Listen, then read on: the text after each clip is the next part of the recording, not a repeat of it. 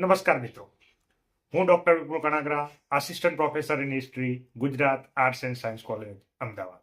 મિત્રો, તમે તાજેતરમાં જ એટલે કે હમણાં જ દિવાળી વેકેશન પૂર્ણ કરી અને શહેરમાં વ્યવસાય અર્થે ફરી પાછા પોતાના કામ ધંધે લાગ્યા હશો, અથવા તો તમે ગામડે જ રહેતા હોય તો તમારા ઘણા બધા મિત્રો જે શહેરમાંથી દિવાળી વેકેશન કરવા માટે આવ્યા હતા અને ફરી પાછા વેકેશન બાદ પોતાના વ્યવસાય અર્થે ગયા છે.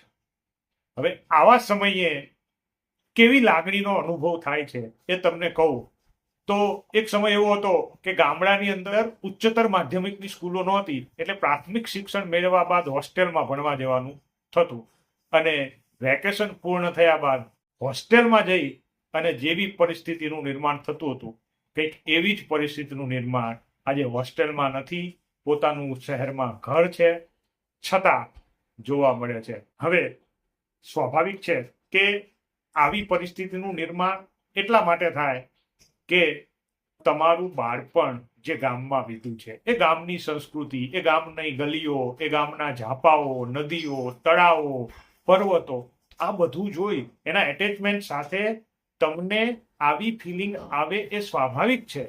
પરંતુ હું એનાથી આગળ કહું તો જેનો જન્મ પણ શહેરમાં થયો છે અને ઉછેર પણ શહેરમાં થયો છે, એવા બાળકોને તમે વેકેશનની અંદર ગામડે લઈને જાઓ છો અને મેં એવું જાતે ફીલ કર્યું છે કે જ્યારે એ બાળકોને વેકેશન પૂર્ણ કર્યા પછી શહેરની અંદર ફરી પાછા લાવવામાં આવે છે ત્યારે એક અઠવાડિયા સુધી એ બાળકોને પણ એવું લાગે છે કે જાણે એમનો કમ્ફર્ટ ઝોન એમની પાસેથી છીનવી લેવામાં આવ્યો હોય.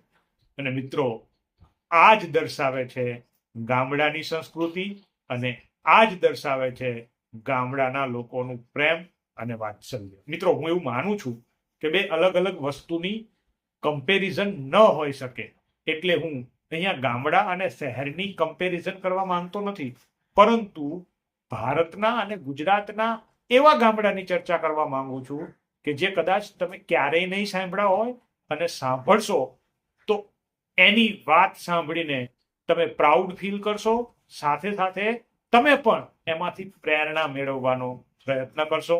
ગામડાઓની વાત કરવામાં આવે તો મિત્રો, એક સર્વે મુજબ ભારતભરમાં 6.65 લાખ ગામડાઓનો સમાવેશ થાય છે અને એ ગામડાઓના વિકાસ માટે ભારત સરકારે 2025ના બજેટમાં 1.88 લાખ કરોડનું બજેટ ગામડાઓના વિકાસ માટે ફાળવવામાં આવ્યું છે.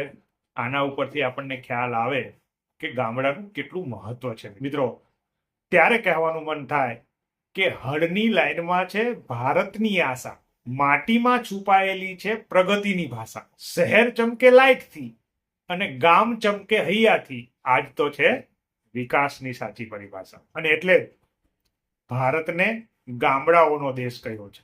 મહાત્મા ગાંધીજીએ એવું કહેલું કે ભારતનો આત્મા ગામડાઓમાં વસે છે. આ જ વાત ગામડાની મહત્વતા સમજાવવા માટે પૂરતી છે. મિત્રો, એક સર્વે મુજબ ભારતમાં 6.5 લાખ કરતા વધારે ગામડાઓ વસવાટ કરે છે અને આ ગામડાઓમાં કેટલાક ગામડાઓ એવા છે જે પોતાના રીત રિવાજો, માન્યતાઓ, રૂઢિઓ, વિજ્ઞાન વગેરેને કારણે સમગ્ર ભારતનું જ નહીં પરંતુ વિશ્વનું ધ્યાન ખેંચનારા બન્યા છે. અને એવા કેટલાક ગામડાઓની ચર્ચા આ વિડીયોમાં આપણે કરવી છે. તો શરૂઆત આપણા ગુજરાતથી કરીએ. વાત છે કચ્છ જિલ્લાના માંડવી તાલુકામાં આવેલા ધોકડા ગામની. મિત્રો, તમે આજે વર્ષમાં 1 થી 2 વખત એવું ન્યૂઝમાં સાંભળતા હશો કે દૂધના ભાવમાં 2 રૂપિયાનો વધારો, ગૃહિણીઓનું બજેટ ખોરવાય. આ વાત હું એટલા માટે કરી રહ્યો છું કે આ ગામના લોકો દૂધ અને દૂધની બનાવટ વેચતા નથી પરંતુ વહેંચે છે. એટલે કે 1 પણ રૂપિયો લીધા વગર દૂધ અને દૂધની બનાવટો ગામમાં જેને પણ જરૂરિયાત હોય તેને મળી રહે. મિત્રો, સામાન્ય રીતે તમે શહેરમાં કે ગામડામાં વસવાટ કરતા હોય તો તમે દરરોજનું 1 લીટર દૂધ તમારા ઘર માટે યુઝ કરતા હોય તો લીટરનો ભાવ અંદાજે અત્યારે 60 રૂપિયા ચાલે છે. તો તમે 1500 રૂપિયા દૂધ પાછળ મહિનાનો ખર્ચ પકડી લો. આ ઉપરાંત છાશ, દહીં વગેરેનો ખર્ચ તો અલગ. તો ઓન એન એવરેજ દરેક ઘરનો ખર્ચ 2000 જેટલો દૂધ અને દૂધની બનાવટ પાછળ મહિને જાય છે.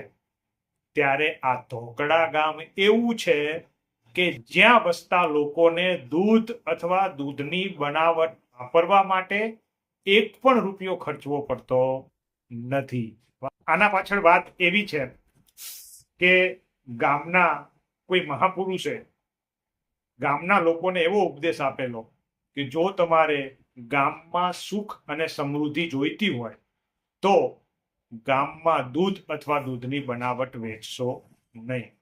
અને આ વાત ગામના દરેક લોકોએ માથે ચડાવી અને આજે ગામના કોઈ પણ વ્યક્તિને કે જેના ઘરે દૂધનું નથી, એટલે કે કોઈ જેના ઘરે ઢોર નથી, એવા દરેક કુટુંબને પોતાના ઘરમાં જેટલી આવશ્યકતા છે એટલું દૂધ, દહીં અને છાશ વિના મૂલ્યે મળી રહે છે, જે હાલના સમયમાં દરેક ઘર ઉપર મહિનાનો ઓન એન એવરેજ 2000 થી 3000 રૂપિયા જેટલો જે ખર્ચ જે છે એ આ ગામના લોકો બચાવે છે, જે પ્રેમ, એકતા અને માનવતાનું પ્રતિબિંબ છે.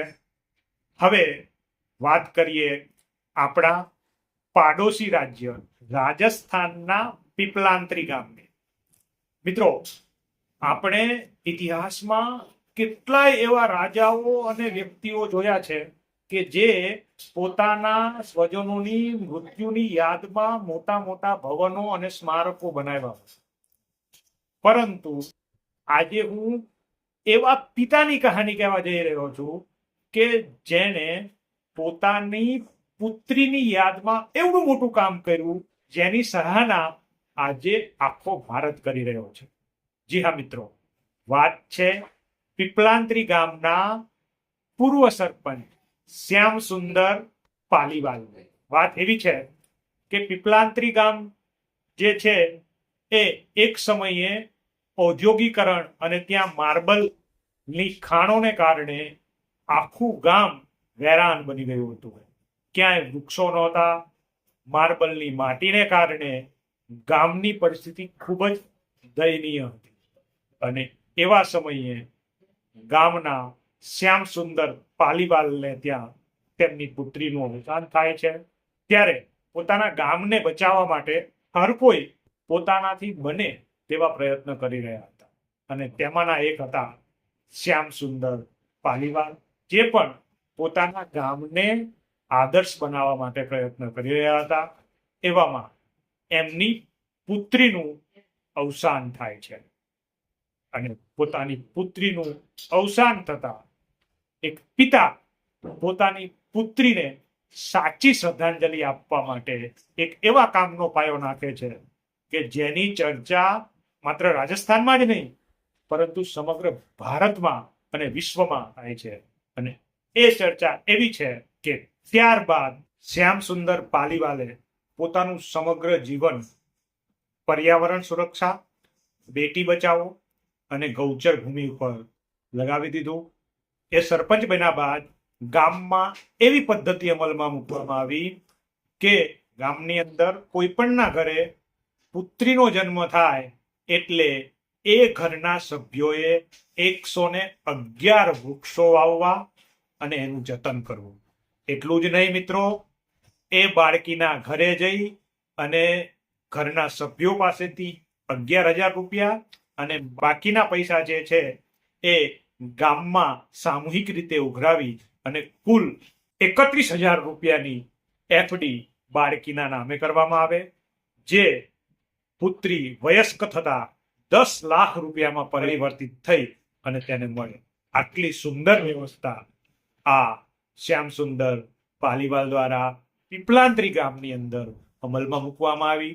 અને મિત્રો, તેમના આ કાર્યને કારણે જે પીપલાંત્રી ગામ બંજર હતું આજે હરિયાળું બન્યું છે અને ભારતભરમાં એક નમૂનારૂપ ગામ બન્યું છે. એટલું જ નહીં મિત્રો, આ ગામના લોકોનો અને આ ગામની દીકરીઓનો વૃક્ષ પ્રત્યે એટલો જબરજસ્ત પ્રેમ છે કે એ સાસરે ગઈ હોય છતાં પણ નિયમિત રૂપે જ્યારે રક્ષાબંધન આવે ત્યારે પોતાના ભાઈની પહેલા આ વૃક્ષને રાખડી બાંધે છે. ખરેખર આવું અદ્ભુત ગામ રાજસ્થાનની અંદર અને ભારત ભૂમિમાં વસે છે. શ્યામ સુંદર પાલીવાલના આ સુંદર કાર્ય બદલ ભારત સરકાર દ્વારા 2021માં તેમને પદ્મશ્રીથી સન્માનિત પણ કરવામાં આવ્યા છે. મિત્રો, આ પરંપરા પાછળનો તેમનો હેતુ નારીનું સન્માન અને પ્રકૃતિના રક્ષણનો હતો, જે ખરેખર સરાહનીય છે. ત્યારબાદ વાત કરવી છે એક એવા ગામની કે જ્યાં શાળામાં શિક્ષણ, મંદિરમાં પાઠ અને ઘરમાં સંવાદ આ બધું જ સંસ્કૃત ભાષામાં થાય છે. જી હા મિત્રો, વાત છે કર્ણાટકના મતુર ગામની, જ્યાં રોજબરોજની સામાન્ય ભાષામાં પણ સંસ્કૃતનો ઉપયોગ થાય છે. અને એટલા જ માટે આ ગામ સંસ્કૃત વિલેજ તરીકે વિશ્વની અંદર પ્રસિદ્ધ છે. મિત્રો, આજે જ્યારે ભારતભરમાં એનઈપી એટલે કે ન્યૂ એજ્યુકેશન પોલિસી અંતર્ગત આપણે ઇન્ડિયન નોલેજ સિસ્ટમ પર જ્યારે ભાર મૂકીએ છીએ ત્યારે સંસ્કૃત એ એક પાયાની ભાષા છે. મિત્રો, આપણી પરંપરા સંસ્કૃત છે અને એ પરંપરાને આપણે સારી રીતે જાળવવી જોઈએ, એ આપણી ફરજ છે. એ ફરજ જ્યારે કર્ણાટકનું મતુર ગામ નિભાવી રહ્યું છે ત્યારે એ ખરેખર આપણા માટે ખૂબ સારી બાબત છે. અને બીજું, સંસ્કૃત આવડવાના ફાયદા ઘણા બધા છે, કારણ કે આપણી વિજ્ઞાન અને ટેકનોલોજીના ઘણા એવા સિદ્ધાંતો જે છે જે આપણને સંસ્કૃતમાં જોવા મળે છે.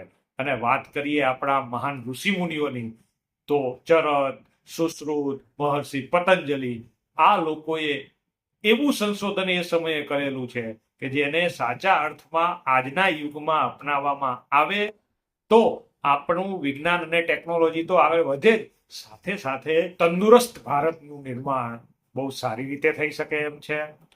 અને એટલા જ માટે આ મતુર ગામના લોકો એવું કહે છે કે જો પરંપરાને પ્રેમથી નિભાવવામાં આવે તો એ ક્યારેય મળતી નથી. ખરેખર મિત્રો, આ મતુર ગામ ભારતની સંસ્કૃતિ અને સંસ્કૃત ભાષાને જાળવવા માટે ખૂબ જ યોગદાન આપી રહ્યું છે, જે અજોડ છે.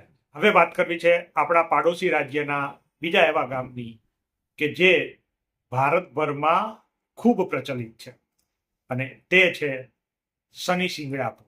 મિત્રો, આપણે નાનામાં નાની વસ્તુને સાચવવા માટે તાળું અને બારણાનો ઉપયોગ કરતા હોઈએ છીએ, ત્યારે આ એક એવું ગામ છે કે જ્યાં આખા ગામની અંદર ક્યાંય પણ તમને બારણું કે લોક જોવા નહીં મળે. ઘરમાં જ નહીં મિત્રો, બેંકમાં કે સોનીની દુકાનમાં પણ તમને ક્યાંય બારણું કે લોક તમને જોવા મળશે નહીં. કદાચ વિશ્વની પહેલી એવી બેંક હશે કે જ્યાં લોક નથી. આના પાછળનું કારણ એવું છે કે લોકોને એવી પૂર્ણ શ્રદ્ધા છે કે અમારા જાન અને માલની હિફાજત કોઈ લોક કે બારણું નહીં, શનિદેવ ખુદ કરશે. આજે 21મી સદીમાં પણ તમે ત્યાં ગામ જોવા જાઓ તો તમને જોવા મળશે કે ત્યાં કોઈ પણ ઘરમાં લોક કે બારણું જોવા મળતું નથી. તમે ટીવી ન્યૂઝમાં જોયું હશે કે ત્યાં થોડા સમય પહેલા સ્ત્રીઓને પૂજા કરવા માટે જવા દેવામાં આવતા નહીં, પરંતુ મહિલાઓના આંદોલન અને હાઈકોર્ટના ચુકાદાથી આજે મહિલાઓ પણ ત્યાં પૂજા કરવા માટે જઈ રહી છે. અને ત્યાંના લોકોની એ માન્યતા છે કે અમારે અમારા સામાન કે અમારા માલની રક્ષણ કરવા માટે કોઈ તાળા કે ચાવીની જરૂર નથી. એનું રક્ષણ શનિદેવ ખુદ કરે છે. અને જો કોઈ ખોટું કામ કરવાનું કે ચોરી કરવાનો પ્રયત્ન કરે છે તો એને શનિદેવ તાત્કાલિક સજા આપે છે. અને આજે પણ ત્યાં આપણને લોક જોવા મળતા નથી, જે ખરેખર અદ્ભુત કહી શકાય તેવી વાત છે. ત્યાર પછી વાત કરવી છે મેઘાલય રાજ્યમાં આવેલું ભારતનું સૌથી સ્વચ્છ ગામ, જેનું નામ છે માઉલીનોંગ. ગોડ્સ ઓફ ગાર્ડન તરીકે પ્રખ્યાત આ ગામ સ્વચ્છતાનું પ્રતીક છે. આ ગામના દરેક રસ્તા ઉપર તમને લાકડાના ડસ્ટબિન જોવા મળશે, દરેક ઘરની આગળ ફૂલોના બગીચા જોવા મળશે. અને આ ગામના લોકોએ એવું કરી બતાવ્યું કે ગામમાં સરકાર નહીં પણ લોકોનું મન બદલાય ને તો રાષ્ટ્ર બદલાઈ શકે છે. તેથી આ ગામે પોતાની જાતે જ ગામની સ્વચ્છતાનો પાયો પોતાના હાથમાં લીધો અને જેના કારણે માત્ર ભારતનું નહીં, એશિયાનું સૌથી સ્વચ્છ ગામનો ખિતાબ આ ગામને મળ્યો છે, જેમાંથી પણ આપણે પ્રેરણા લેવી જોઈએ.